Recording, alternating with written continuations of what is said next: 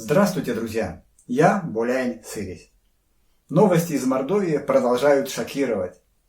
Есть в Государственном собрании три мальчиша-кибальчиша – Кузякин, Пивкин и Феофанов.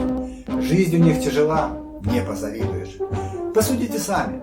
На конверты, телефонные разговоры и сувениры выделяется всего-то 3000 рублей в месяц. Копейки. Вот и предлагают эти три друга поднять эту сумму до 6000 рублей в месяц.